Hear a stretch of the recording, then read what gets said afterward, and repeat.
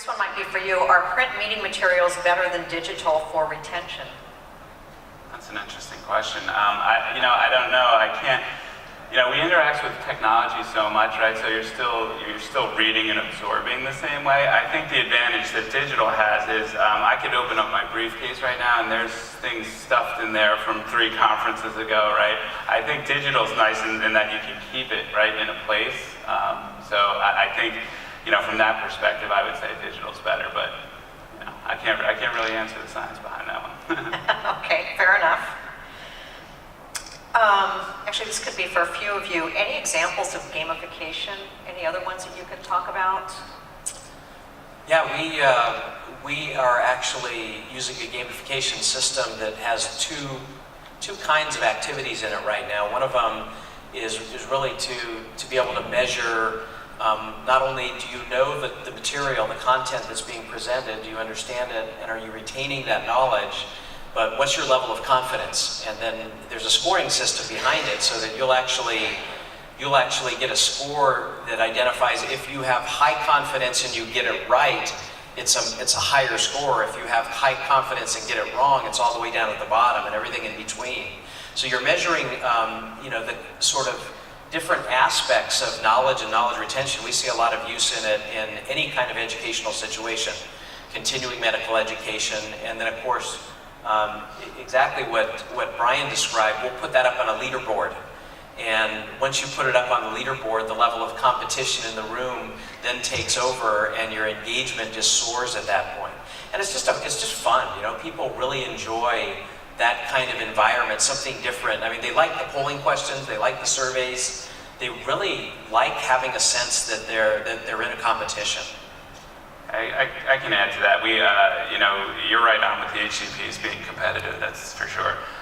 We had a project, it was an exhibit at a Congress, and to your point, it was a submarine game and you move through it, you gotta grab the things that are appropriate and the things that aren't, you lose score. But you've got this giant leaderboard over this booth and people get intense. They wanna compete.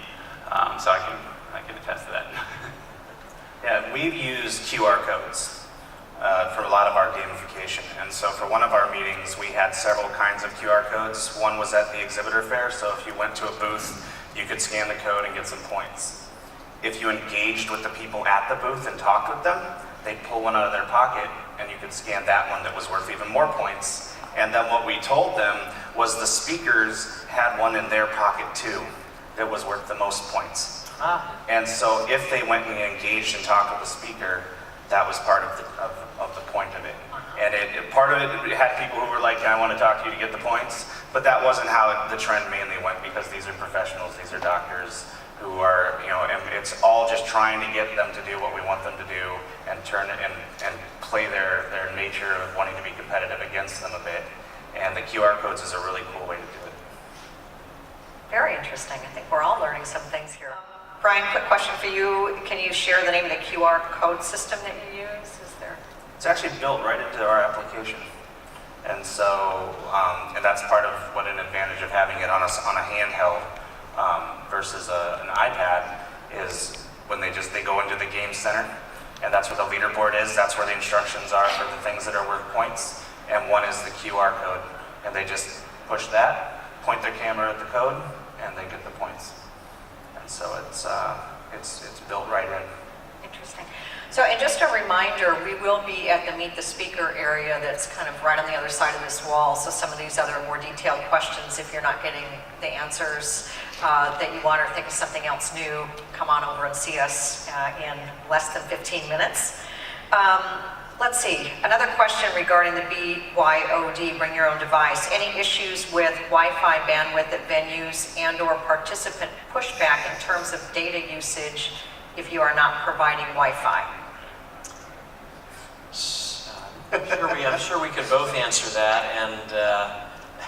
And anytime we've done BYOD, there's always issues with bandwidth in the hotel, and are you getting enough coverage? Because you end up with a room of 300 or 500 or 1,000 people or 1,500 people on their devices, and most hotels are just not prepared to do that. And we actually don't have any satellite trucks that we can bring in to augment that. So I imagine that would be fairly expensive, but yeah, we do run into issues with that.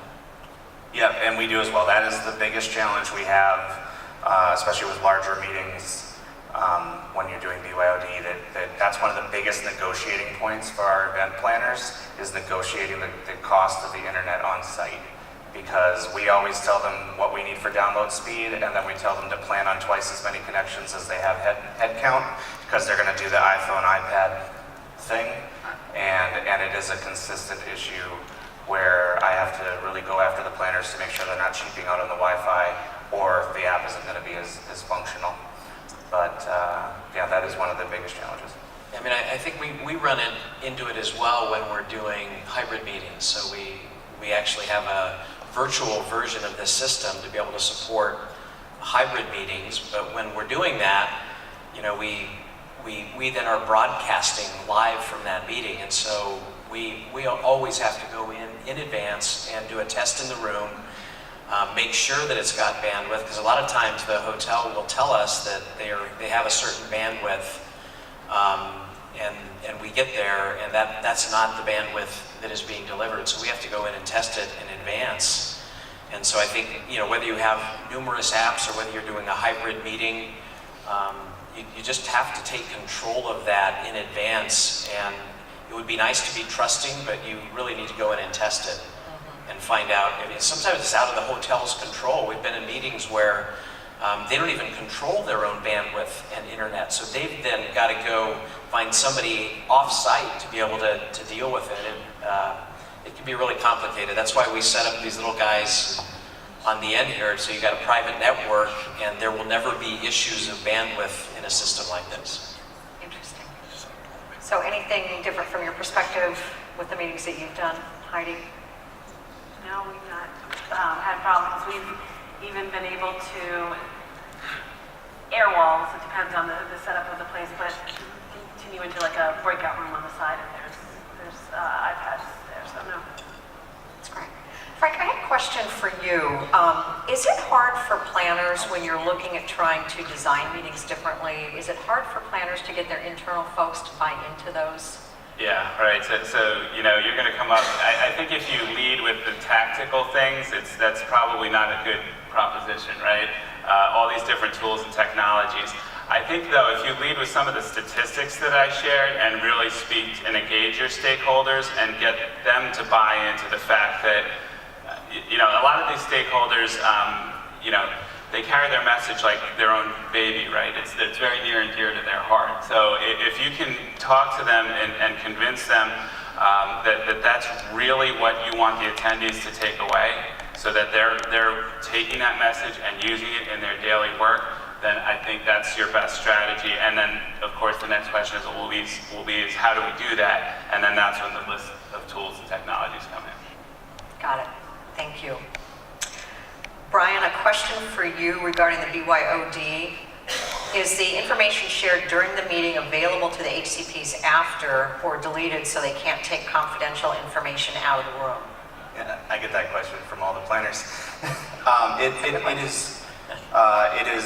be either way. So what we do is we can protect the documents themselves within the application, and it's document by document.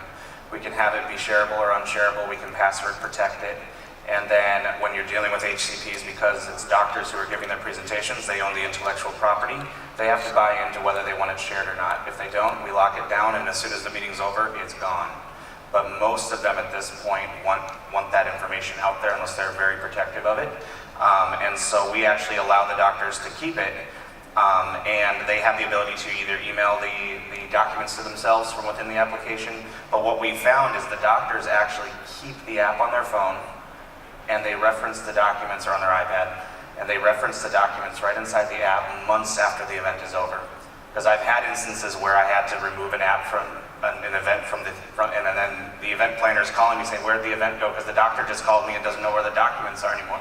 So it really is starting to turn into this repository of documentation, because these doctors will come to 6 to 10 events a year for these different trainings.